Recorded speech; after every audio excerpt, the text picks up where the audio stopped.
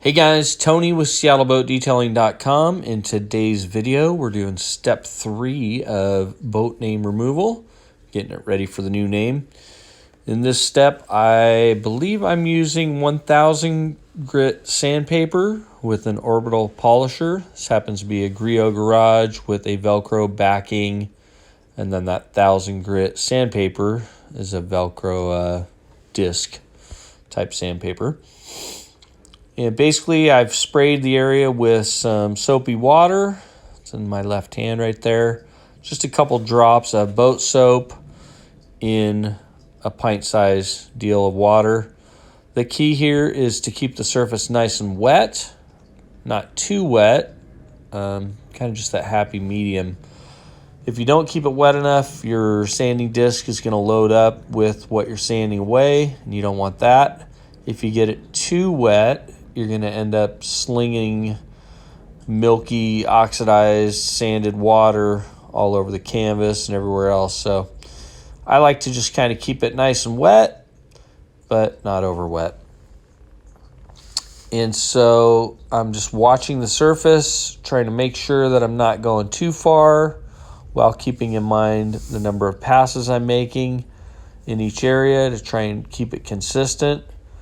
Generally, we do the sanding just on the area where the name has been removed and where there's ghosting right there, just to kind of even it out and take away some of that stacking or ghosting that happens underneath where the vinyl's been.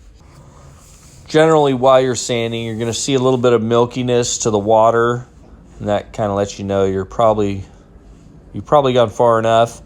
After this step, the next step is going to be to compound out any fine scratches caused by this sandpaper. And I've covered that in the next video, which is labeled step number 4, boat name removal. Things to be careful of and avoid while sanding. Basically, any area where there's an edge or a groove, you want to be real careful because those are probably going to be the low points on whatever you're sanding. In other words, there's going to be less material there. So anytime there's a groove or an edge, just be extra careful not to overdo it there, not to bump into things. I'm doing this bottom ledge down here now, so I'm just going to definitely use 2 hands, trying to keep the edge of the buffer off of that bottom edge because I don't want it bumping into that and wearing that away. And also the other thing to keep in mind is you don't want to remove too much material. It is finite, right? There's only so much gel coat on a boat. There's only so much paint on a car if you happen to be doing this on a car. So you want to get what you need done out of there through sanding, but not too much. Once you've gone too far, there's no turning back. And as always, I hope you have a great day.